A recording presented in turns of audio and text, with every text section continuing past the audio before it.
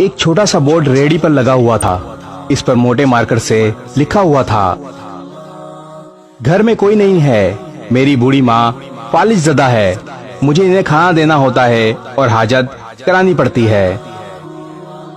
अगर आप जल्दी में हैं तो अपनी मर्जी से फ्रूट तोल लें और पैसे कोने पर रेगजीन के गत्ते के नीचे रख दीजिए। साथ ही रेट भी लगे हुए हैं। अगर आपके पास पैसे ना हो तो मेरी तरफ से ले लेना, इजाजत है।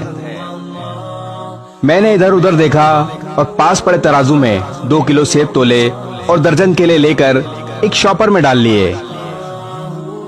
प्राइस लिस्ट से कीमत देखी, पैसे निकाले और बताई हुई जगह पर पैसे रख दिए।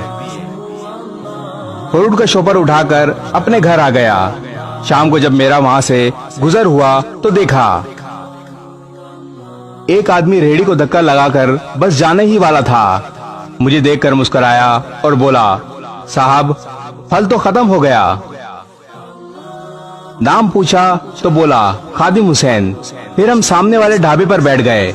चाय आई, कहने लगा, पिछले 3 साल से अम्मा बिस्तर पर है,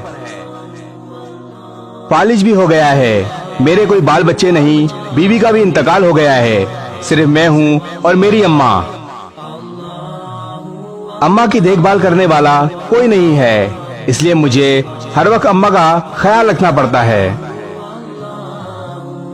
एक दिन मैंने अम्मा के पांव दबाते हुए बड़ी नरमी से कहा, अम्मा तेरी तीमारदारी का तो बड़ा जी करता है,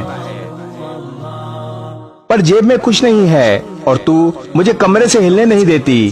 कहती है तू जाता है तो जी घबराता है, तू ही बता मैं क्या करूं। मैंने कहा, अम्मा कमाऊंगा नहीं तो दवा और खाना कहां से लाऊंगा, अब क्या गैब से खाना उतरेगा।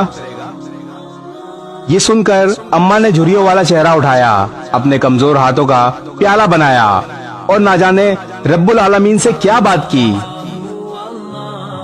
फिर बोली, तू रेडी वहीं छोड़कर आया कर, तेरा रिस्क तुझे इसी कमरे में बैठकर मिलेगा।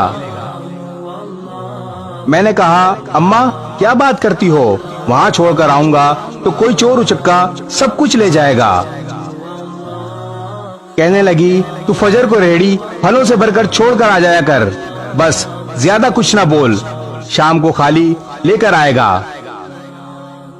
2.5 साल हो गए हैं भाई, सुबह रेहड़ी लगा जाता हूँ, शाम को ले जाता हूँ, लोग पैसे रख जाते हैं, फल ले जाते हैं, एक धेला भी ऊपर नीचे नहीं होता, बल्कि कुछ लोग तो ज्यादा रख जाते हैं, अक्सर नफा 300-400 ऊपर ही जाता है। कभी कोई अम्मा के लिए फूल रख जाता है, कभी कोई और चीज। परसों एक बच्ची पुलाव रख गई, नोट लिख कर गई, अम्मा के लिए है।